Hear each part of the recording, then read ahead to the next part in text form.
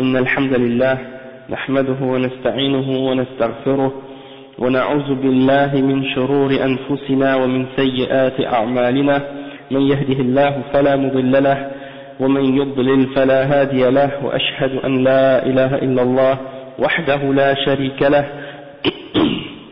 وأشهد أن محمدا عبده ورسوله يا أيها الذين آمنوا اتقوا الله حق تقاته ولا تموتن إلا وأنتم مسلمون يا أيها الناس اتقوا ربكم الذي خلقكم من نفس واحدة وخلق منها زوجها وبث منهما رجالا كثيرا ونساء واتقوا الله الذي تساءلون به والأرحام إن الله كان عليكم رقيبا يا أيها الذين آمنوا اتقوا الله وقولوا قولا سديدا يصلح لكم أعمالكم ويغفر لكم ذنوبكم ومن يطع الله ورسوله فقد فاز فوزا عظيما أما بعد فإن خير الكلام كلام الله وخير الهدي هدي محمد صلى الله عليه وسلم وإن شر الأمور محدثاتها وكل محدثة بدعة وكل بدعة ضلالة وكل ضلالة في النار أما بعد. Donc on était rendu au point où le cheikh Mohammed ibn Abdul Wahhab dit فإذا قيل لك بما عرفت ربك فقل بآياته ومخلوقاته ومن آياته الليل والنهار والشمس والقمر ومن مخلوقاته السماوات السبع والأراضون السبع ومن فيهن وما بينهما. C'est-à-dire, si on te demande la question, comment as-tu fait pour connaître ton créateur, celui que tu adores, comment tu fais pour le connaître? Eh bien, tu réponds par ses signes, par ses créatures. Parmi les signes d'Allah subhanahu wa ta'ala, il y a la nuit et le jour, il y a le soleil et la lune, il y a toutes ces créations-là qu'il a créées. Et puis il dit, et parmi ces créatures, il y a les 7 cieux et les 7 terres, et qu'est-ce qu'il y a entre elles? Et maintenant, le Cheikh Abdul Aziz ibn Baz, il donne un commentaire à ce sujet-là. Il dit فَقُلْ عَرَفْتُهُ بِآيَاتِهِ وَمَخْلُقَاتِهِ أي بآياته الكثيرة وبمخلوقاته العظيمة التي تدل على أنه الرب العظيم وأنه الخلاق العليم وأنه المستحق لأن يعبد وأنه الذي يخلق ما يشاء ويعطي ويمنع وينفع ويضر بيده كل شيء سبحانه وتعالى فهو المستحق بأن نعبده بطاعته ودعائه واستغاثته وسائر أعمالنا وعباداتنا لأن الله خلقنا بهذا. قال وما خلقت الجن والإنس إلا ليعبدون وهذه العبادة هي توحيده وطاعته واتباع شريعته وتعظيم أمره ونهيه قولا وعملا. Donc le cheikh il répond à cette question-là et il clarifie la réponse du cheikh en disant que parmi comment on a fait pour connaître Allah subhanahu wa ta'ala, notre créateur, c'est par ses signes et par ses créatures. Il y a beaucoup de gens parmi les kuffars, des gens par exemple qui sont soi-disant athées et qui disent qu'ils ne reconnaissent pas l'existence de Dieu. Eh ben, ils disent non mais j'ai pas de preuve que Dieu existe. Alors que dans tout ce qui existe, il y a une preuve de son existence. Il n'y a pas rien dans l'univers excepté que c'est la preuve même que Allah existe, subhanahu wa ta'ala. Et même en toi-même, si tu regardes et si tu observes comment tu as été créé, eh ben tu peux pas arriver à une autre conclusion que c'est Allah subhanahu wa ta'ala qui t'a créé. Il n'y a pas une seule de tes cellules excepté qu'elle prouve l'existence de ton créateur. Puis je donnais une fois à un frère une explication à ce sujet-là par rapport à la réfutation des athées qui doutent de l'existence du créateur et qui essaient de dire que tout ce qui existe est créé par hasard et que c'est pas Allah subhanahu wa ta'ala qui l'a créé, et qui dit oh non moi je me réfère à la science ou des trucs comme ça. Eh ben la science ne peut pas expliquer qui a créé les atomes et d'où ils viennent, même s'ils disent qu'il y a eu un Big Bang. Le Big Bang il doit venir de quelque part, et les atomes ne peuvent pas se mettre à bouger toutes seules et à s'organiser toutes seules, donc il faut qu'il y ait quelque chose derrière ça. Et j'ai donné l'exemple à un frère, parce que je donne toujours l'exemple des exemples en biologie parce que je trouve pour moi c'est les preuves les plus convaincantes et les plus claires, parce que la vie c'est le plus grand miracle, hein. Un des plus grands miracles c'est la vie, et d'expliquer l'origine de la vie par la science c'est impossible. C'est impossible. Même s'ils essaient de l'expliquer, ils n'arrivent jamais à expliquer d'une façon convaincante. Alors, juste à prendre l'élément le plus primitif de la vie humaine et animale et végétale, eh bien, tu retournes à la cellule. Et cette cellule, eh bien, quand tu regardes comment elle est créée, comment elle est formée et tout, ça en soi c'est un miracle. Hein? Donc, je donnais au frère l'exemple, je dis, imagine que on sait que la loterie c'est haram, hein, on n'a pas le droit de jouer à la loterie. Allah subhanahu wa ta'ala, il a interdit al-maysir. Et al-maysir c'est les jeux de hasard. Et al-qimar c'est la même chose. Donc, tout ça c'est haram. Toutefois, on peut utiliser cet exemple-là pour faire comprendre à quelqu'un des exemples, des choses à propos de la vérité. Comme par exemple, nous au Canada on a une loterie qui s'appelle 649 et puis il y a des prix des fois ça peut monter jusqu'à 20 millions de dollars. Si quelqu'un gagne, il doit choisir par exemple sur 49 chiffres, il doit choisir 7 et puis s'il gagne, ben s'il a tous les chiffres en ordre comme ils sortent, eh ben il peut gagner jusqu'à des millions de dollars, d'accord? Donc j'ai dit au frère, imagine que tu joues à ce jeu et puis que tu gagnes le gros lot. Combien de probabilités t'as de pouvoir gagner ce grand prix-là? Hein? C'est peut-être une sur des milliards.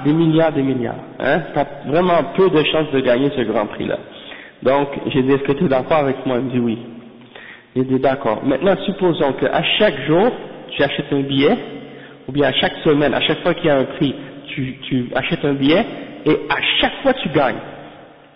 Pendant un mois, ou bien pendant une semaine, ou bien pendant un an. C'est quoi les probabilités que tu gagnes à chaque fois? Si tu as déjà gagné une fois, c'est une probabilité qui est impossible à calculer parfois. Et donc, imagine les probabilités que ça se répète à chaque fois. C'est quoi la probabilité? C'est encore moins. Hein, c'est encore plus grand cette probabilité-là. Et quelqu'un qui commence à gagner comme ça pendant 10 ans, et pendant des milliers d'années, hein, si ce serait possible qu'on vive pendant 1000 ans, hein, imaginez la probabilité.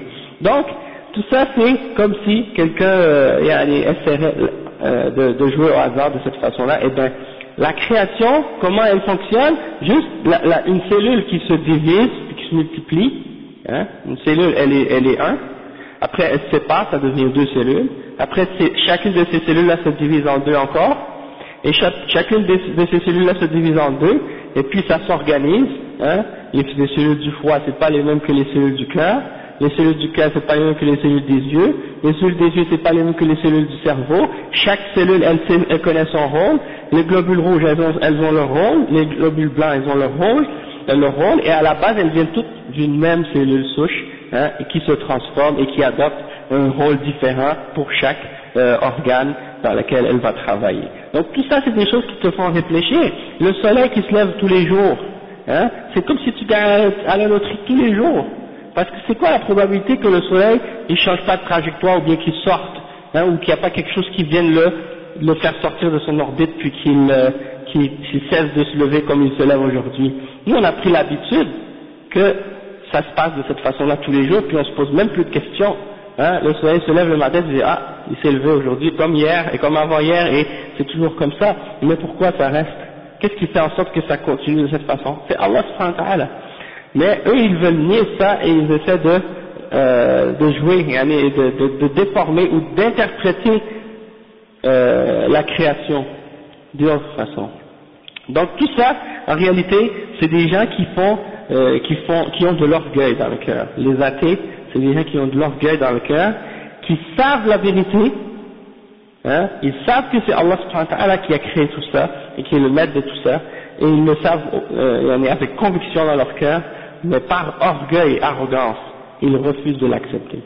Allah subhanahu wa ta'ala il dit dans le Coran وَجَحَدُوا بِهَا وَاسْتَيْقَنَتْهَا أَنفُسُهُمْ ظُلْمًا وَعُلُوًّا. Hein? Ils ont essayé de renier cette vérité-là, alors qu'au fond de leur cœur, ils ont la certitude que c'est la vérité. Mais par orgueil et par fierté, ils refusent de se soumettre à Allah subhanahu wa ta'ala. Il y a des gens, tu vas leur parler de l'islam, dis oui, je suis d'accord et tout, puis tu lui dis prosterne-toi devant ton créateur, il dit non, je ne me prosterne pas. Parce qu'il a l'orgueil. Comme Iblis, alayhi la'natullah, il sait que Allah existe. Hein? Et Allah lui dit, prosterne-toi devant Adam, il dit non, je ne me prosterne pas devant Adam. Pourquoi? Parce que la fierté et l'orgueil. Donc ça aussi c'est une forme de kufr. Et donc ça prouve que c'est pas juste par ignorance que les gens, parfois il y a des gens qui disent ah si quelqu'un est mécréant ou athée c'est parce qu'il est ignorant. Pas seulement parce qu'il est ignorant. Quelqu'un peut avoir la connaissance mais il choisit de rejeter la vérité par orgueil et par fierté. Pas seulement parce qu'il est ignorant. Donc tout ça c'est pour nous faire comprendre qu'il n'y a pas d'excuse à quelqu'un de rejeter l'existence d'Allah subhanahu wa ta'ala. Mais le cheikh il nous ramène, il nous fait comprendre en même temps que même si tu rejettes pas l'existence du créateur, même si tu dis oui le créateur existe, même si tu acceptes de l'adorer, mais si tu acceptes tout ça, mais en même temps tu adores d'autres avec lui, eh ben tu es un mushrik, hein, et tu es dans l'égarement quand même. Donc c'est pas juste de reconnaître qu'il y a un créateur et d'accepter de l'adorer, mais c'est qu'il faut que tu rendes ton adoration uniquement et exclusivement pour lui, et que tout ce qui est adoré par les êtres humains, tout ce qui est adoré autre qu'Allah par les êtres humains doit être rejeté, renié, et démenti, on doit le rejeter complètement. Et c'est ça que le cheikh explique. Il dit que celui qui a créé tout ça, qui a organisé tout ce monde, et tous ces mondes et toutes ces créations, c'est lui seul qui mérite d'être adoré. Et que c'est lui qui a tout créé, et il crée ce qu'il veut. Il donne à qui il veut, et il enlève à qui il veut. C'est lui qui peut te profiter, ou t'amener un bien, ou t'amener un mal. Tout est entre ses mains, c'est lui qui a le contrôle de tout. Et c'est lui qui mérite d'être adoré dans son obéissance, par l'invocation que tu fais pour lui, par le fait que tu l'appelles au secours lorsque tu es en détresse, et par toutes les formes d'adoration que tu peux faire, hein, parce que c'est lui qui nous a créés, et il nous a créés pour ça. Il nous a créés pour ce but-là, cette adoration-là. قال تعالى وما خلقت الجن والإنس إلا ليعبدون. Je n'ai créé les djinns et les hommes que pour qu'ils m'adorent. Hein, il y a des êtres humains aujourd'hui qui veulent que tu existes et que tu vives pour autre chose que pour Allah subhanahu wa ta'ala. Ils veulent que tu vives pour autre but. Il y en a des êtres humains, leur seul but dans leur existence c'est, ils se lèvent le matin, ils vont travailler, manger, dormir, tous les jours c'est la même roue qui tourne, et ils pensent jamais à leur créateur, pourquoi ils ont existé. Hein? C'est leur vie, leur religion c'est leur travail. Hein? Ça c'est grave. Donc ils ne prennent même pas 5 secondes pour remercier celui qui les a mis dans ce monde, et pour montrer de la reconnaissance envers leur créateur. Donc le cheikh il dit qu'il nous a créé pour qu'on l'adore, et cette adoration là c'est par le tawhid et par son obéissance et par le fait de suivre sa sharia, hein, ses ordres et sa législation et sa loi, et de montrer du respect envers ça, hein, envers ses ordres, envers ses interdictions dans nos paroles et dans nos actions. Et il donne des preuves de ça dans le Coran. والدليل قوله تعالى ومن آياته الليل والنهار والشمس والقمر لا تسجدوا للشمس ولا للقمر واسجدوا لله الذي خلقهن إن كنتم إياه تعبدون. وقوله تعالى إن ربكم الله الذي خلق السماوات والأرض في 6 أيام ثم استوى على العرش يغشي الليل النهار يطلبه حثيثا والشمس والقمر والنجوم مسخرات بأمره ألا له الخلق والأمر تبارك الله رب العالمين. Donc le cheikh il mentionne 2 versets, le cheikh Mohammed ibn Abdul Wahhab il mentionne 2 versets comme preuve de ça, de ce qu'on a dit là à propos des signes d'Allah subhanahu wa ta'ala et de sa création. Il dit, le premier verset c'est le verset 37 dans Surat Fussilat, il dit et parmi ces signes il y a la nuit et le jour, le soleil et la lune. Ne vous prosternez pas au soleil ni à la lune, mais prosternez-vous à Allah, celui qui les a créés, si c'est réellement lui que vous adorez. Hein? Si c'est uniquement lui que vous adorez. Donc, le cheikh il donne un commentaire à ce sujet-là. Il dit وَمِنْ آيَاتِهِ اللَّيْلُ وَالنَّهَارُ وَالشَّمْسُ وَالْقَمَرُ كل هذه تدل على أنه رب العالمين وأنه الخلاق العليم. يأتي الليل بظلامه ويذهب النهار بضيائه ثم يجيء النهار ويذهب الليل وهذه الشمس تطلع على الناس في الدنيا كلها وينتفعون بها، وهذا القمر كذلك، وغير هذه من الآيات العظيمة كالأرض وما فيها من جبال وأنهار وبحار وأشجار وحيوانات، وهذه السماوات التي يراها الناس كلها من آياته الدالة على عظمته وأنه رب العالمين وأنه الخلاق العليم وأنه المستحق للعبادة. Le cheikh il dit, et parmi ces signes, donc l'explication de ce verset-là dans Surat Fussilat, parmi ces signes, il y a la nuit et le jour, ne vous prosternez pas au soleil et à la lune, il dit tous ces signes-là montrent que Allah c'est le maître de l'univers, que c'est lui le grand créateur et qui est omniscient, qui connaît tout. Il amène la nuit avec, il amène la nuit avec son obscurité, hein, et ensuite il la fait partir par le jour avec sa clarté, hein, un suit l'autre, et le jour et la nuit se succèdent, un après l'autre. Tout ça c'est des signes pour faire réfléchir les êtres humains, pour leur faire réfléchir sur la grandeur d'Allah subhanahu wa ta'ala et la grandeur de ce créateur qui organise tout ça. Hein. Il y en a des koufars aujourd'hui, ils interprètent tout sur une interprétation matérialiste seulement, et ils disent qu'il n'y a pas de signes dans l'univers, tout ça c'est juste du hasard, et ils disent aussi que par exemple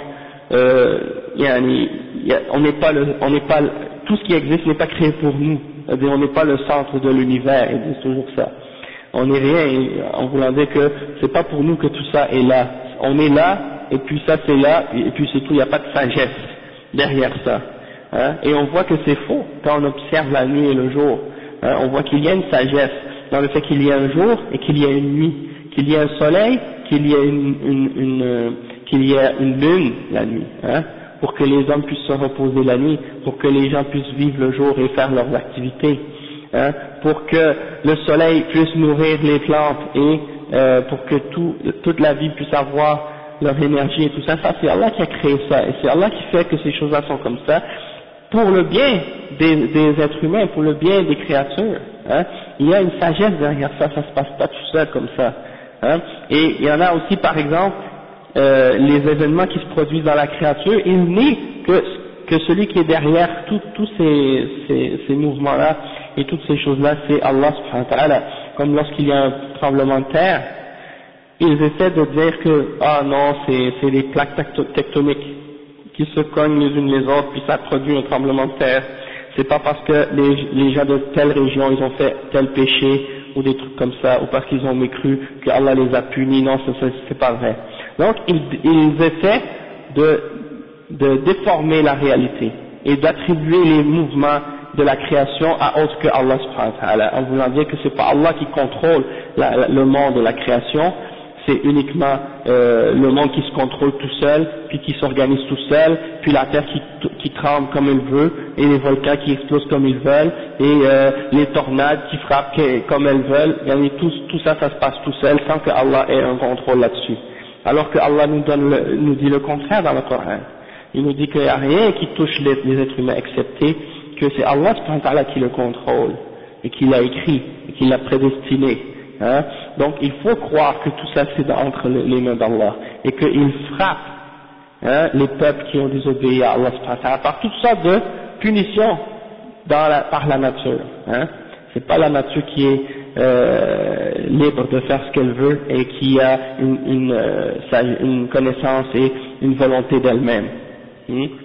Et vous voyez comment quand il y a une tornade, il donne à la tornade le nom d'une personne, hein, Katrina ou je sais pas d'autres encore, les déstabilisations, les trucs, problèmes climatiques, ils appellent ça El Niño, comme si c'est pas Allah subhanahu wa ta'ala qui contrôle le réchauffement climatique ou des trucs comme ça. Et allez, ils essaient toujours de détourner la réalité des choses pour essayer de faire comprendre aux gens que Allah subhanahu wa ta'ala, il n'a rien à voir dans ce qui se produit dans la création. Et ça c'est dans le but d'éloigner les gens de la foi, et de faire en sorte qu'ils cessent de se prendre en compte, hein, pour le mal qu'ils font. Comme le tremblement de terre qu'il y a eu en Chine dernièrement, je pense que dernière fois j'ai vérifié, c'était comme, ils étaient rendus à 60 000 morts, si je me trompe pas. Donc 60 000 morts dans cette ville, subhanallah, et donc tout ça, c'est ces gens-là qui ont été frappés.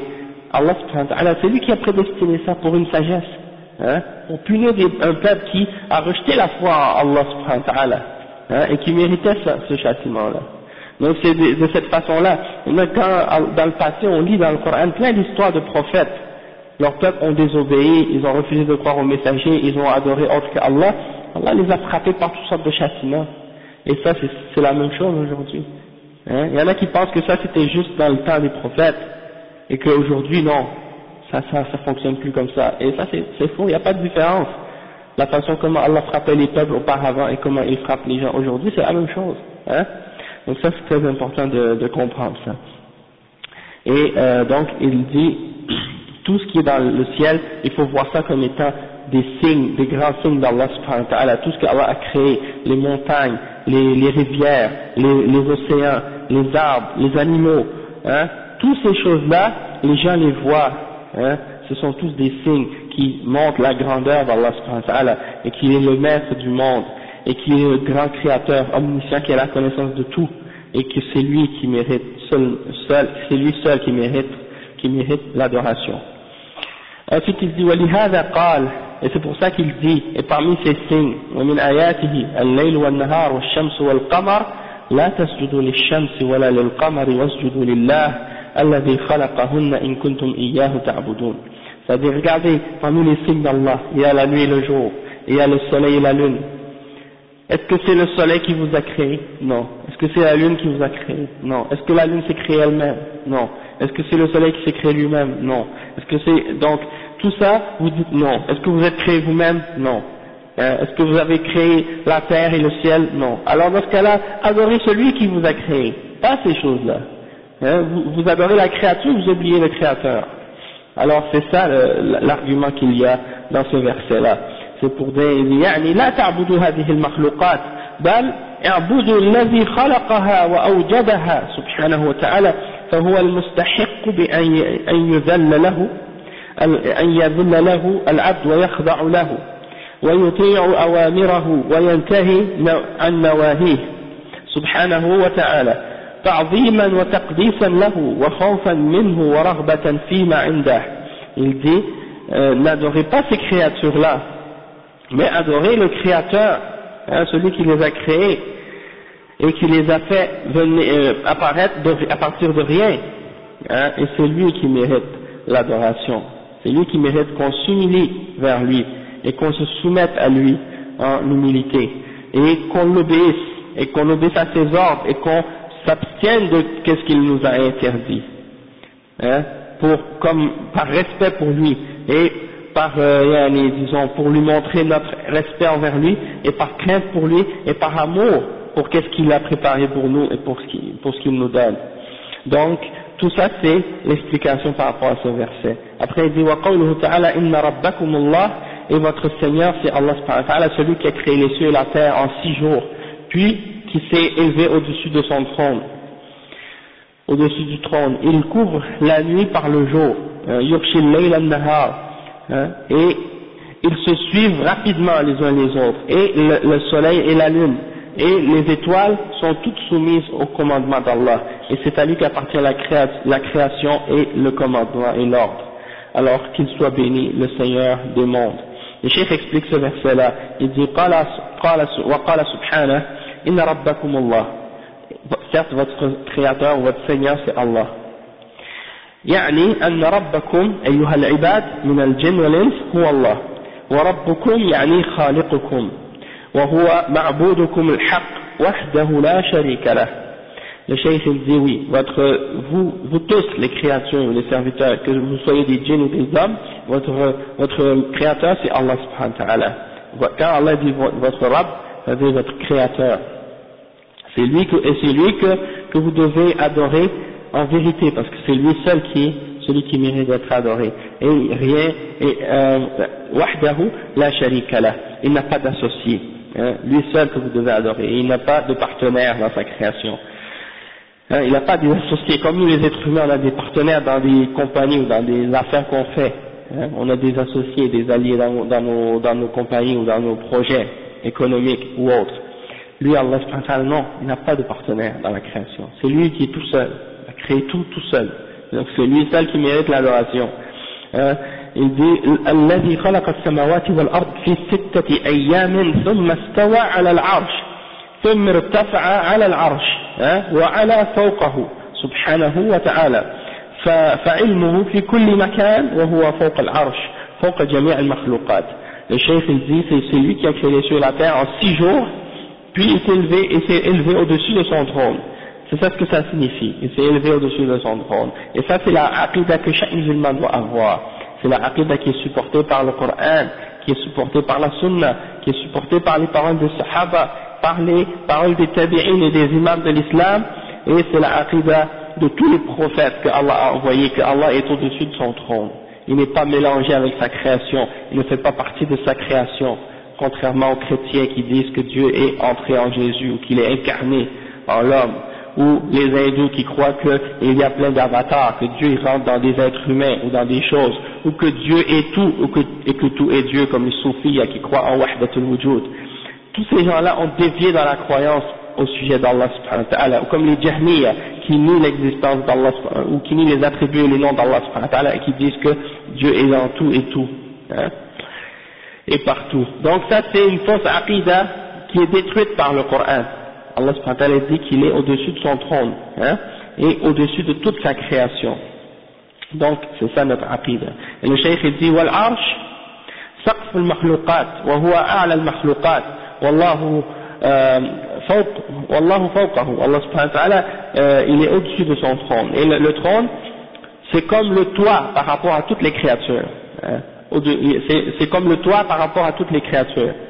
Et Allah subhanahu wa ta'ala est au-dessus de ce trône. استوى عليه استواء يليق بجلاله لا يشابه خلقه في شيء من صفاته. Il s'est élevé au-dessus de son trône d'une manière qui convient à sa majesté et il ne ressemble pas à sa création ou à sa créature dans rien, dans aucune de leurs attributs. Allah subhanahu wa ta'ala, rien lui ressemble. قال تعالى ليس كمثله شيء وهو السميع البصير. Le cheikh il mentionne le verset 11 dans Surat Ash-Shura qui dit il n'y a rien qui est comme lui, qui lui ressemble, et il est l'audient et le voyant. Donc nous on affirme à Allah subhanahu wa ta'ala tous ses attributs qu'il s'est attribués pour lui-même dans le Coran et dans la Sunna, et on croit en ces attributs là tels qu'il les a mentionnés, hein, et le prophète sallallahu alayhi wa sallam les a affirmés et les sahaba les ont affirmés, et donc nous on doit les affirmer et croire en ces attributs là. Toutefois, on n'essaie pas de faire une ressemblance dans notre esprit entre ces attributs-là par rapport à Allah subhanahu wa ta'ala et les attributs des créatures et des êtres humains ou des animaux. Hein? Il n'y a pas de comparaison à faire. Et ça c'est important de comprendre, et ça répond aux Ahbash et aux Asha'ira et aux Maturidiyya qui nient cet attribut d'Allah subhanahu wa ta'ala qui est al-istiwa, et qui essaie de dire que ça ne veut pas dire que Allah est au-dessus de son trône, ça veut dire qu'il a conquis le trône. Et ça c'est une déformation du sens. Au sens de la langue arabe c'est une déformation, et au sens des textes du Coran et de la Sunna c'est une déformation, et au sens également des paroles des salafs c'est une déformation. Et c'est une bid'a. Donc c'est important de bien comprendre ça. Et il mentionne un autre verset qui dit وَقَالَ تَعَالَى وَلَمْ يَكُنْ لَهُ كُفُوًا أَحَدٌ, le verset 4 dans Surat Al-Ikhlas, et il n'y a rien qui est comparable à lui, qui lui est égal ou comparable, hein, ou pareil à lui. Donc tout ça c'est des versets qui montrent que Allah subhanahu wa ta'ala ne doit pas être comparé à sa création. Et l'erreur des Asha'ira et des Ahbash et des autres Mutadi'a, leur erreur à ce sujet-là, c'est qu'ils ont essayé d'imaginer Allah subhanahu wa ta'ala dans leur esprit, dans leur tête. Ils ont imaginé un être humain dans leur esprit et le trône dans leur esprit, et ils ont fait des ressemblances entre Allah et sa créature dans leur esprit. Ils ont fait le tashbih dans leur tête. Hein? Et eux qui prétendent qu'ils sont contre le tashbih, eh ben dans leur tête ils font le tashbih, déjà en partant. Et étant donné qu'ils ont fait cette ressemblance-là, cette fausse ressemblance entre la créature et le créateur, ils se sont enfuis de ça vers at-ta'til, c'est-à-dire vers le fait de nier les attributs d'Allah subhanahu wa ta'ala. Et donc ça c'est un exemple de leur déviation. Ils se sont enfuis d'un péché ou d'une erreur ou d'un égarement pour aller vers un autre égarement. Ils se sont enfuis du tashbih pour aller vers le ta'til. Il y en a aujourd'hui, vous allez même sur Paltalk ou ailleurs, même vous rencontrez parfois ces ahbash dans la rue, ils vous rencontrent et vous disent ah ça c'est les wahhabites qui disent ça, ça c'est la croyance des anthropomorphistes, ils disent les anthropomorphistes, et ils savent pas que le mot anthropomorphiste ça veut dire tu donnes à Dieu des attributs d'être humain, et nous on donne pas à Allah subhanahu wa ta'ala les attributs de sa création, on affirme à Allah subhanahu wa ta'ala les attributs qu'il s'est affirmé lui-même, qu'il s'est attribué lui-même, et on les affirme tels qu'il se les a affirmés lui-même. Et celui qui dit à Allah, oh Allah, tu sais pas comment te décrire toi-même, pourquoi tu t'es décrit de cette façon, on ne doit pas te dire que tu es au-dessus de ton trône, on doit te dire que tu as conquis ton trône, ou on ne doit pas dire que tu as deux mains, on doit dire que tu as deux forces ou deux bontés, des trucs de ce genre. Donc ça veut dire qu'ils disent à Allah, oh Allah, tu sais pas comment te décrire toi-même. Tu connais pas, t'as pas bien utilisé les bons termes, le bon langage pour parler de moi, pour parler de toi-même. C'est comme ça qu'ils disent. Ils le disent pas directement, mais indirectement c'est ce que ça signifie. C'est comme s'ils étaient en train de donner à Allah la leçon comment il doit se décrire lui-même. Et comme s'ils sont en train de donner au prophète sallallahu alayhi wa sallam la leçon comment parler de Allah subhanahu wa ta'ala. Et ça c'est pas une grande insulte d'agir de cette façon-là. Donc c'est pour ça que c'est très important de se méfier de ces gens-là, parce que c'est des gens qui traitent Allah subhanahu wa ta'ala d'ignorance.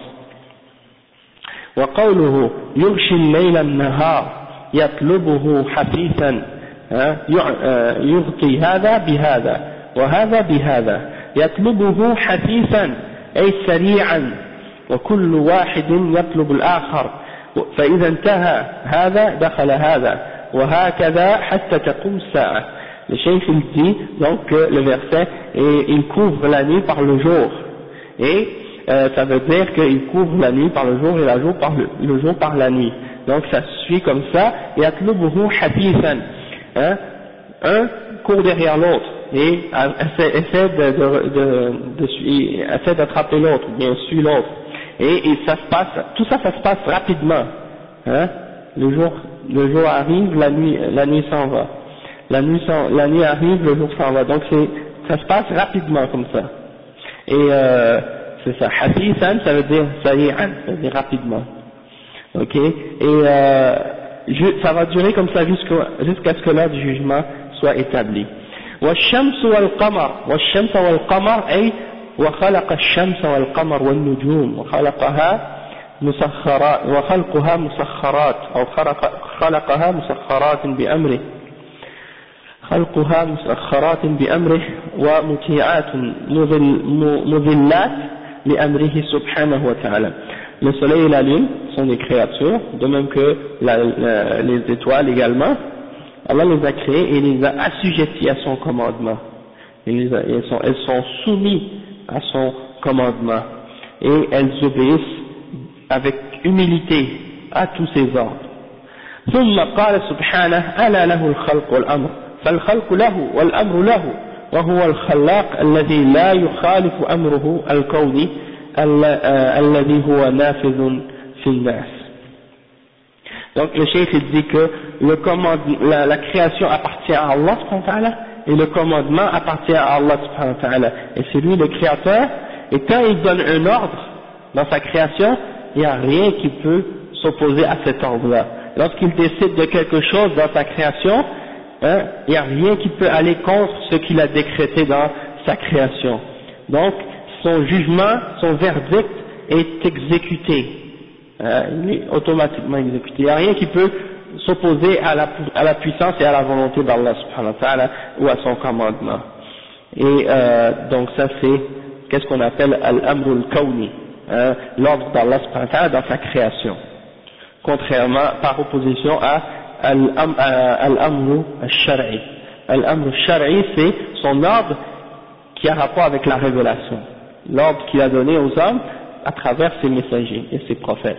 Cet ordre-là, il y en a qui vont suivre et obéir à cet ordre, et il y en a d'autres qui refusent de l'obéir.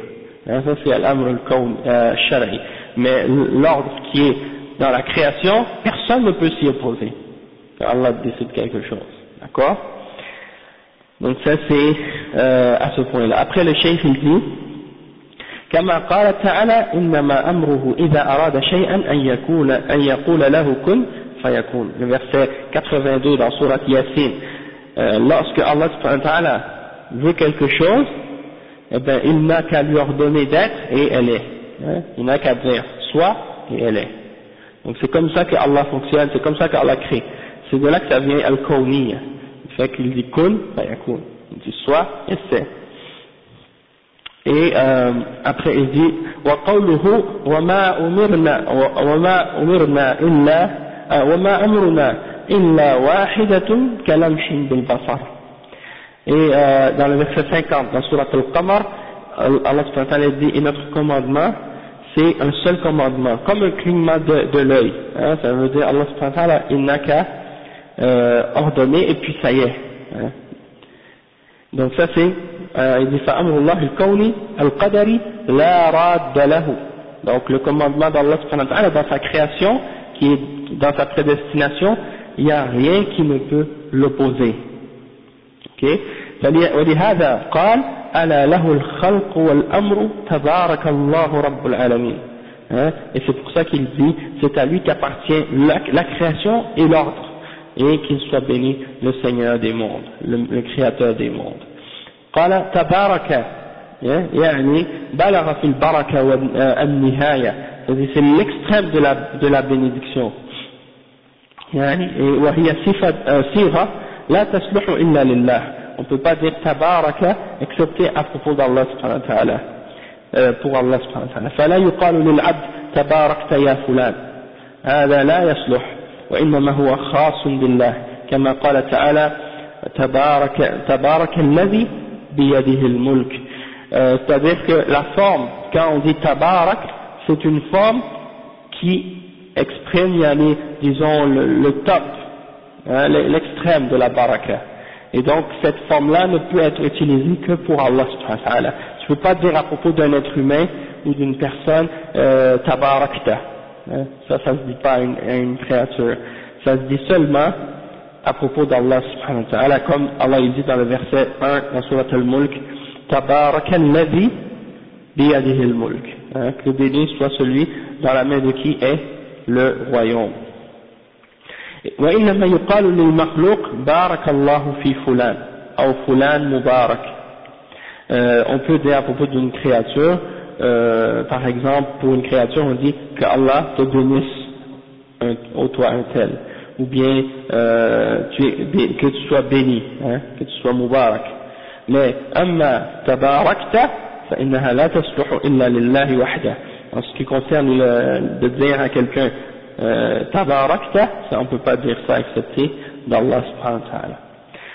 Ok, donc maintenant on continue avec le texte du Cheikh Mohammed ibn Abdul Wahhab. Il dit والرب هو المعبود والدليل قوله تعالى يا أيها الناس اعبدوا ربكم الذي خلقكم والذين من قبلكم لعلكم تتقون الذي جعل لكم الأرض فراشا والسماء بناء وأنزل من السماء ماء فأخرج به من الثمرات رزقا لكم فلا تجعلوا لله أندادا وأنتم تعلمون. Le cheikh il dit que Ar-Rabb, le créateur, le maître, le Seigneur, c'est lui qui est Al-Ma'boud, c'est celui qui est adoré, c'est celui qui doit être adoré. Et la preuve de ça, c'est dans le verset qu'il mentionne le cheikh après. Oh, vous les hommes, adorez votre Seigneur, votre Créateur, celui qui vous a créé, et qui a créé ceux qui étaient là avant vous, pour que vous puissiez atteindre at-taqwa, la piété. Après, il dit, celui qui a fait la terre pour vous comme un lit, ou comme un tapis, et qui a fait pour vous le ciel comme une construction, comme un toit, et qui a fait descendre du ciel une eau, et par laquelle il fait sortir des fruits comme subsistance pour vous, alors ne lui donnez pas des égaux, ou ne mettez pas des égaux avec lui, alors que vous savez que c'est lui seul qui vous a créé, etc., et qui mérite l'adoration. Donc, ça c'est le verset que le cheikh a mentionné comme preuve de ça. Le cheikh, il donne un commentaire à propos de Ar-Rabb, War-Rabb huwa al-Ma'bud. Il dit, War-Rabb huwa al-Ma'bud, wal-Alamin al-Makhluqat kulluha min al-Jinn wal-Ins, wal-Samai wal-Ard, وهو ربها سبحانه وتعالى وهو رب الجميع وخالق الجميع جل وعلا. Donc al-Rabb, quand on dit Rabb, ça veut dire celui qui est adoré, hein, celui qui mérite l'adoration. Et al-Alamin, le monde, les créations, les mondes, c'est les créatures, toutes les créatures, que ce soit les djinns, les hommes, le ciel, la terre, c'est Allah qui est leur maître et leur créateur. Et il est le maître de tout et le créateur de tout, subhanahu wa ta'ala. Et il explique par la suite le verset que le cheikh a mentionné comme preuve de ce point-là. Il dit, قال تعالى يا أيها الناس اعبدوا ربكم الذي خلقكم والذين من قبلكم لعلكم تتقون خلق الجميع الذي خلق الجميع الذين قبلنا والذين بعدنا من آدم وما قبله وما بعده. C'est-à-dire, Allah subhanahu wa ta'ala, il dit, ô vous les hommes, adorez votre Seigneur, celui qui vous a créé et qui a créé celui qui était là avant vous, pour que vous atteigniez at-taqwa. C'est-à-dire, il a créé tous les êtres humains. Il a créé ceux qui étaient là avant nous, et il va créer ceux qui vont venir après nous, hein, et il a créé tout, hein, toutes les créatures. ثم قال سبحانه الذي جعل لكم الأرض فراشا وهو خلق الجميع ليتقوه ويعبدوه كما قال تعالى لعلكم تتقون. Donc il a créé la terre pour vous comme un tapis, hein, et le cheikh il dit qu'il a donc tout créé dans le but qu'on ait at-taqwa, dans le but qu'on ait yani at-taqwa et qu'on l'unifie dans notre adoration. Et il dit ثم بين سبحانه وتعالى أفعاله فقال الذي جعل لكم الأرض فراشا والسماء بناء فجعل الأرض فراشا للناس ومهادا لهم وعليها يسكنون وعليها يبنون وعليها ينامون وعليها يمشون وأرساها بالجبال. Le cheikh il dit que Allah subhanahu wa ta'ala il a clarifié certaines de ses actions dans ce verset-là. Il dit que c'est lui qui a fait la terre un tapis pour vous et qui a créé les cieux comme un toit pour vous. Et donc il dit, le cheikh, qu'il a fait de la terre comme un tapis pour les hommes et comme un lit aussi, hein. Et il dit que on reste sur la terre, on construit dessus, on dort dessus, on marche dessus, et il l'a stabilisé par des montagnes. Et il dit ثم قال والسماء بناء فجعلها بناء وسقفا محفوظا وهم عن آياته معرضون وزينها بالنجوم والشمس والقمر. Le cheikh il dit, puis Allah subhanahu wa ta'ala يعني il dit qu'il a créé le ciel comme le ciel, et il a fait du ciel une construction comme un toit qui le préserve, hein, qui préserve ce monde. Et ça fait partie de ces signes, mais la plupart des hommes se détournent de ces signes, hein, ils refusent de prendre conscience de la grandeur de ces signes-là. Et il a non seulement fait ça, mais il a embelli le ciel par des astres, hein, par exemple les étoiles, le soleil et la lune. Allah subhanahu wa ta'ala, il a embelli le ciel par ces choses-là. Des fois nous, on regarde tout ça, puis on est tellement habitué de le voir qu'on n'y donne plus d'importance. Et on remarque pas, ou on constate pas à quel point tout ça c'est beau. Donc, si c'était juste, moi je dis souvent ça, si c'était juste par hasard que tout ça a été créé, eh ben, ça devait pas être beau. Hein? Ça devait pas être nécessairement beau. Et Allah, lui, Allah subhanahu wa ta'ala, il a fait que ces choses-là, que tout ça, ça soit beau. Et, ça montre en réalité que Allah subhanahu wa ta'ala, c'est lui qui a créé tout ça par sa sagesse. Regardez par exemple quand il fait des jours où le ciel est gris. Regardez comment tout le monde est déprimé, comment tout le monde, on dirait que les gens ont l'air un peu tristes. Hein? Et quand le jour suivant, le soleil apparaît puis que le ciel est bleu, tout le monde est joyeux. Hein? Donc, en fait, le fait d'avoir des jours où le ciel est gris, ça nous aide à apprécier encore plus la beauté du ciel quand on voit que le ciel est bleu. Sinon, le ciel Allah aurait pu créer le ciel d'une autre couleur, hein, il y a les plus déprimantes encore que le ciel gris quand il y a les nuages.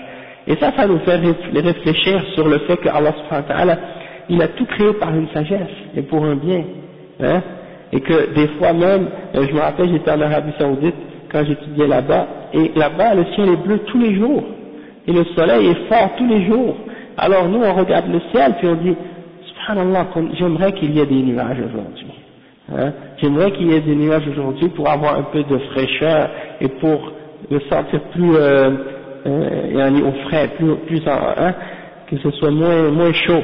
Et puis là on se rappelle et on dit, ah ben tu vois quand on était quand j'étais au Canada, des fois il faisait gris et puis on se plaignait, on trouvait que c'était déprimant, et maintenant on est là puis on souhaiterait qu'il y ait des nuages. Donc ça nous fait réaliser en même temps que subhanallah, il faut toujours apprécier et remercier les miséricordes d'Allah subhanahu wa ta'ala, hein, et que même dans le ciel gris il y a du bien pour les créatures.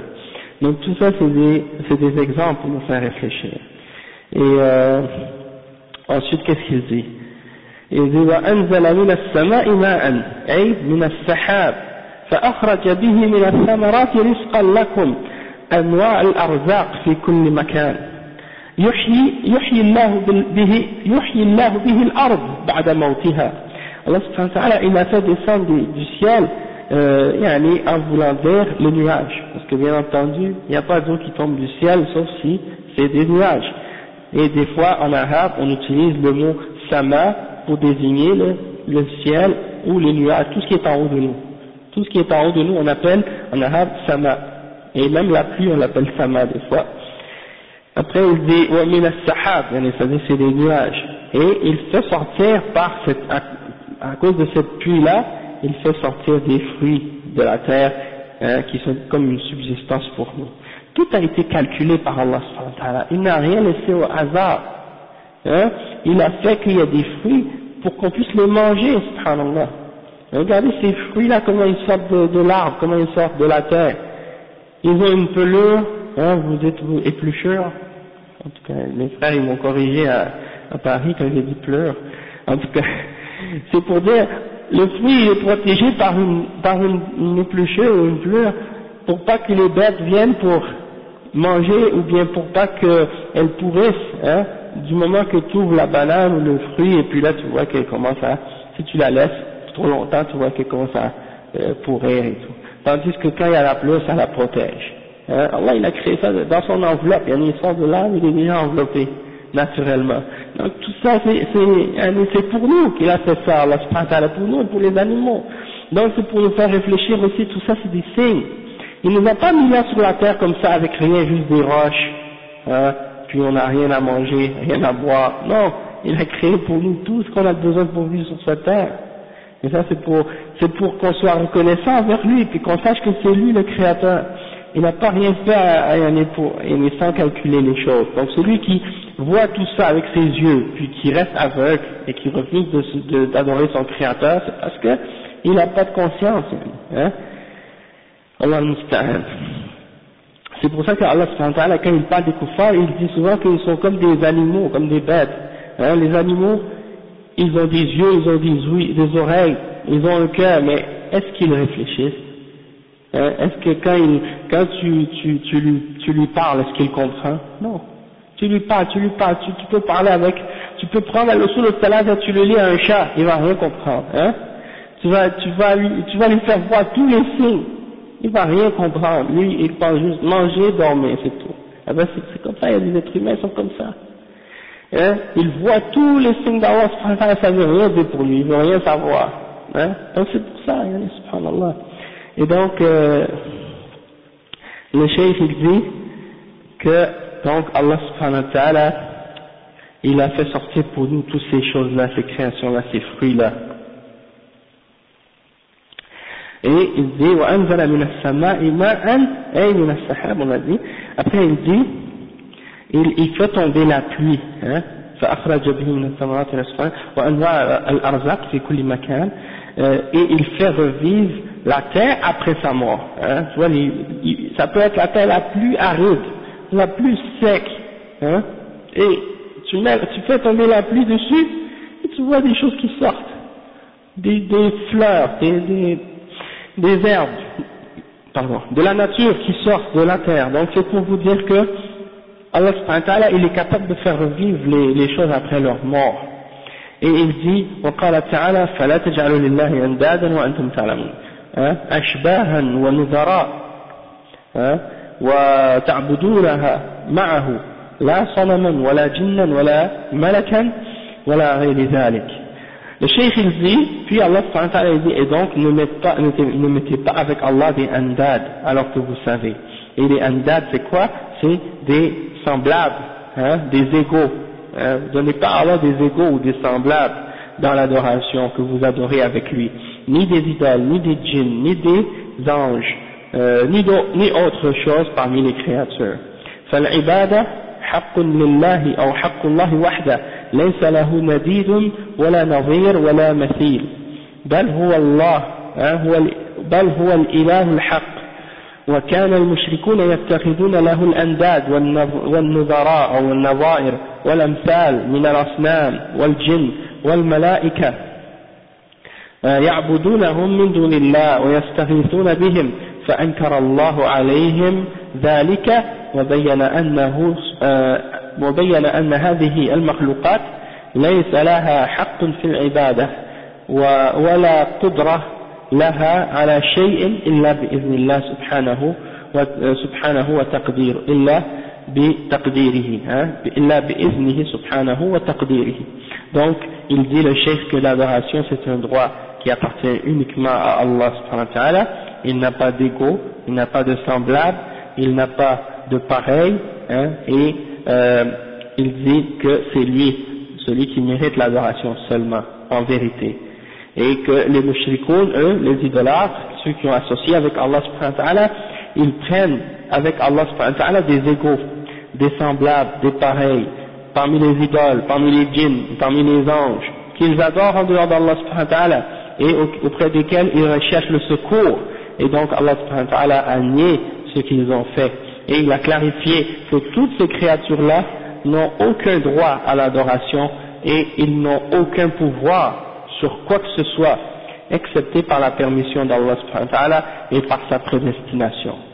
Ensuite il dit وقال ابن كثير رحمه الله الخالق لهذه الأشياء هو المستحق للعبادة. Le cheikh il dit que l'imam Ibn Kathir, le mufassir, le grand savant de l'islam, il dit que le créateur de toutes ces choses-là, c'est lui qui mérite l'adoration. Et le cheikh Muhammad ibn Abdul Wahhab, il a dit ça, et le cheikh Abdul Aziz ibn Baz, il explique. Il dit, il parle de l'imam Ibn Kathir et de sa citation, il dit قال الحافظ ابن كثير في تفسيره الخالق لهذه الأشياء من سماء وأرض وثمار وأشجار ومطر وغير ذلك هو المستحق للعبادة سبحانه وتعالى وأن يطاع لأنه رب الجميع وخالق الجميع. قال تعالى وإلهكم إله واحد لا إله إلا هو الرحمن الرحيم. Donc le cheikh il dit que l'imam Ibn Kathir il a dit dans son tafsir que le créateur de toutes ces choses c'est lui qui mérite d'être adoré. Et quand il dit de toutes ces choses, il va dire de tout ce qui existe, le ciel, la terre, les fruits, les arbres, la pluie, toutes ces choses-là. Celui qui a créé tout ça, c'est lui qui mérite l'adoration et qui mérite qu'on l'obéisse, hein, et c'est lui le maître et le Seigneur de tous et le créateur de tous. Kama qala ta'ala wa ilahukum, et comme Allah subhanahu wa ta'ala dit dans le verset 163 dans Surat al-Baqarah, et votre divinité ou votre ilah est un ilah est une divinité unique. Rien ne mérite d'être adoré excepté lui. il est Ar-Rahman Ar-Rahim, le tout miséricordieux, le très miséricordieux. Ensuite, le cheikh il dit wa al-ibada anwa, et l'adoration elle a plusieurs catégories. Al-ibada anwa wa anwa al-ibada allati amara Allah biha. Donc il dit les adorations, les catégories d'adoration que Allah a ordonnées sont nombreuses. Et là il va les expliquer. Il dit que al-ibada anwa'un minha al-islam bi arkanihi.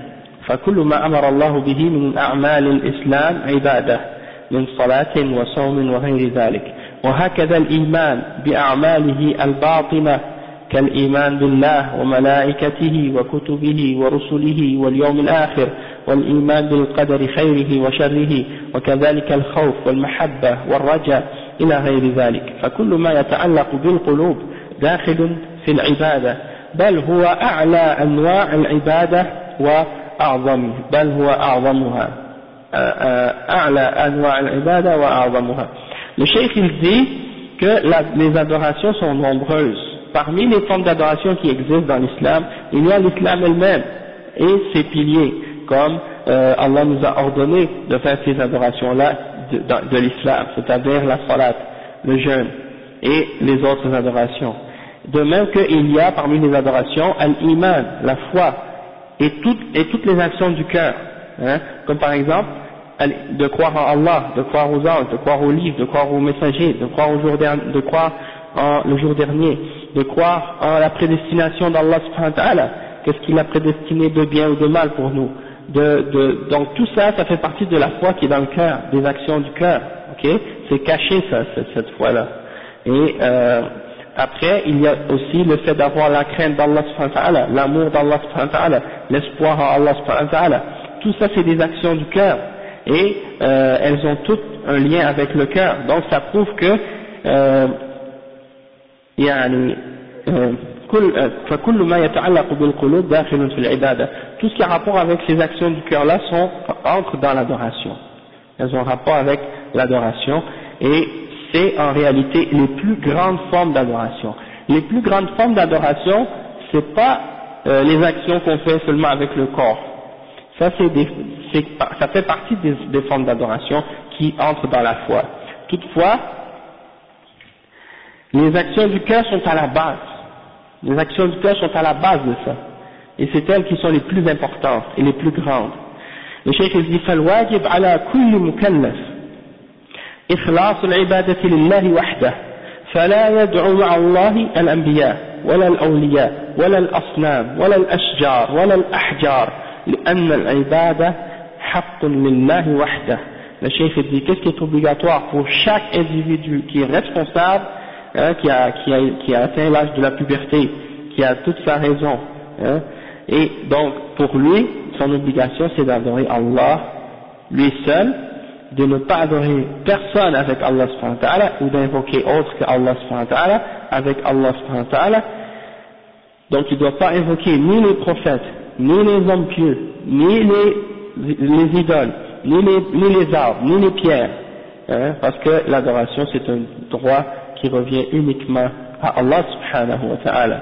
Et le cheikh il dit وقال تعالى وأن المساجد لله فلا تدعوا مع الله أحدا. Le verset 17 dans Surat al-Jinn, et les mosquées sont pour Allah, alors n'invoquez personne avec Allah subhanahu wa ta'ala dedans.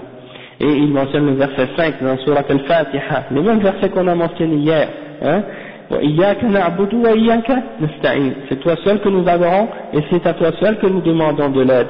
وقال تعالى ولا تدع مع الله ما لا ينفعك ولا يضرك فإن فعلت فإنك إذن من الظالمين. Et dans Surat Yunus le verset 106, Allah subhanahu wa ta'ala il dit et n'invoque pas en dehors d'Allah ce qui ne peut ni te profiter ni te nuire, et si tu fais une chose pareille, certes tu serais parmi les injustes. Et il mentionne un autre verset وقال سبحانه وتعالى ومن يدع مع الله إلها آخر لا برهان له به فإنما حسابه عند ربه إنه لا يفلح الكافرون. Le verset 117 dans Surat Al-Mu'minun, Allah subhanahu wa ta'ala il dit et celui qui invoque avec Allah une divinité, hein, au sujet de laquelle il n'y a aucune preuve, hein, alors son jugement appartient à Allah subhanahu wa ta'ala, et il ne donne pas le succès aux kafiroun, aux gens qui ont rejeté la foi. وقال عز وجل ذلكم الله ربكم له الملك والذين تدعون من دونه لا يملكون من قطمير إن تدعوهم لا يسمعوا دعاءكم ولو سمعوا ما استجابوا لكم ويوم القيامة لا يكفرون بشرككم ولا ينبئك مثل خبير. Le cheikh il mentionne ce verset dans Surat Fatir qui est un des grands versets à ce sujet-là pour réfuter les mouchriquines, le verset 13 et 14. Allah subhanahu wa ta'ala il dit dans ce verset-là, voilà votre Seigneur, voilà Allah votre Créateur, votre Seigneur, à lui appartient le royaume. Tandis que ceux que vous invoquez en dehors de lui, ils ne possèdent même pas le pouvoir sur la pellicule du noyau de date. Al-Qitmir, c'est ça que les ulama ont expliqué, Al-Qitmir, c'est la date, il y a une petite pelure, il y a une petite peau par-dessus, le noyau, à l'intérieur, une petite peau par-dessus. Et bien cette peau-là, ils n'ont même pas le contrôle là-dessus, ça veut dire qu'ils n'ont le contrôle sur rien. Alors cependant, il utilise ça comme un exemple pour leur faire comprendre. Et après il dit, si vous les invoquez, ils n'entendent pas vos invocations. Et même s'ils pouvaient entendre vos invocations, ils ne pourraient pas vous répondre. Et au jour de la résurrection, ils vont renier le shirk que vous faisiez avec eux. Et personne ne peut vous informer mieux que celui qui est informé, Allah subhanahu wa ta'ala. فَسَمَّ سُبْحَانَهُ دُعَاءَهُمْ شِرْكًا. Allah subhanahu wa ta'ala a appelé dans ce verset-là leur dua du shirk, par le terme shirk. Il a désigné leur dua par le terme shirk parce qu'il dit وَيَوْمَ الْقِيَامَةِ يَكْفُرُونَ بِشِرْكِكُمْ. Il va renier votre shirk. Donc ça prouve que d'invoquer d'autres que Allah, c'est shirk. Le cheikh dit فالواجب على جميع المخلوقات جميع المكلفين إخلاص العبادة لله وحده رجاء وخوفا واستعانة واستغاثة وذبحا ونذرا وخشية وصلاة وصوما إلى غير ذلك كله لله وحده. فمن تقرب لغير الله من ولي أو نبي أو صنم أو شجر أو حجر بالدعاء أو بالذبح أو بالنذر أو بالصلاة أو بالصوم ونحو ذلك فهو مشرك كافر أشرك بالله وعبد معه سواه كفعل المشركين الأولين من عباد القبور وعباد الأشجار والأحجار والأصنام. ولهذا قال عز وجل ولو أشركوا لحبط عنهم ما كانوا يعملون. وقال تعالى إنه من يشرك بالله فقد حرم الله عليه الجنة ومأواه النار وما للظالمين من أنصار. وقال سبحانه ولقد أوحي إليك وإلى الذين من قبلك لئن أشركت ليحبطن عملك ولتكونن من الخاسرين بل الله فاعبد وكن من الشاكرين. Donc le cheikh il explique en disant que l'obligation pour tous les êtres qui sont responsables, qui ont atteint la puberté et qui ont la raison, ils doivent rendre leur adoration purement pour Allah seul, que ce soit leur espoir, leur crainte, la recherche de l'aide ou de demander au secours dans les choses que seul Allah peut faire, et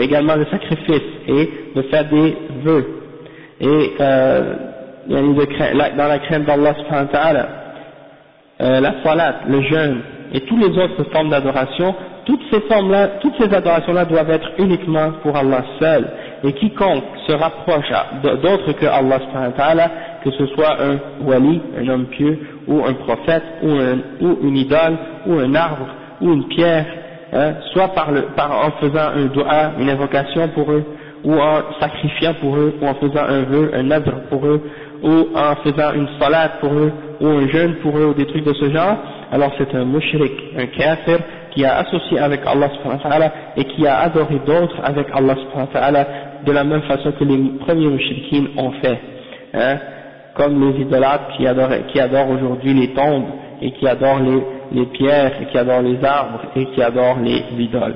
Tous ces gens-là sont dans la même catégorie. Et le cheikh il mentionne le verset 88 dans Surat Al-An'am, encore une fois, après la série de messagers de prophètes que Allah a mentionné, il dit, et si ils auraient commis le shirk, tout ce qu'ils auraient fait comme action aurait été annulé. Donc peu importe ce qu'un être humain peut avoir fait comme une bonne action. Il y en a qui disent, nous quand on aide des gens, on ne regarde pas si c'est un juif ou un chrétien ou un athée ou des trucs comme ça. Oui, ça c'est vrai, mais pour qui vous faites vos actions? Vous les faites pour qui? Pourquoi vous faites ce que vous faites de bien? Est-ce que vous le faites pour Allah subhanahu wa ta'ala, ou bien vous le faites juste pour quelque chose de la dunya, parce qu'on vous paye, parce que vous faites le bien aux hommes, parce qu'on vous donne un salaire, pas pour Allah subhanahu wa ta'ala. Eh bien si c'est comme ça, vous n'avez pas fait des actions purement pour Allah, et donc Allah ne va pas les accepter. Et le bien que vous avez fait va être de la poussière au jugement dernier. Si tu as associé avec Allah dans tes actions, Allah ne va pas accepter tes actions. Et il mentionne un autre verset, le verset 72 dans Surat Al-Ma'idah, قال تعالى إنه من يشرك بالله, quiconque associe avec Allah, Allah lui interdit le paradis.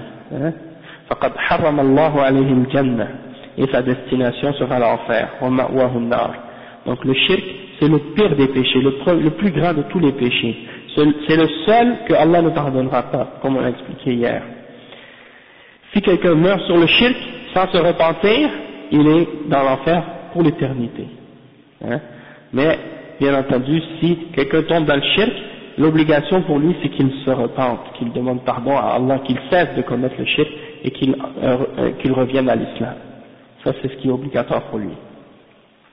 Le cheikh il dit ensuite, قال سبحانه, et Allah subhanahu wa ta'ala il dit dans le verset 65 et 66 dans Surat Al-Zumar, et on a révélé à toi ainsi qu'à ceux qui étaient venus comme prophètes avant toi, au Muhammad, que si tu fais le shirk, toutes tes œuvres vont être annulées, vont devenir vaines, et tu seras parmi les perdants. Mais en fait c'est Allah seul que tu dois adorer, et sois parmi les reconnaissants. Donc tu dois pas, même le prophète Muhammad sallallahu alayhi wa sallam qui est protégé contre le shirk et des choses de ce genre, même lui, s'il commettait le shirk, ses œuvres seraient annulées. Donc nous c'est encore pire comme ça, si on commet des choses comme ça, eh bien on est encore plus dans la menace de se faire annuler nos œuvres nous aussi. Donc on va s'arrêter maintenant, Inch'Allah, puis on continuera ça plus tard, bi'idhnillah. Subhanakallahumma wa bihamdika ashhadu an la ilaha illa ant, astaghfiruka wa atubu ilayh.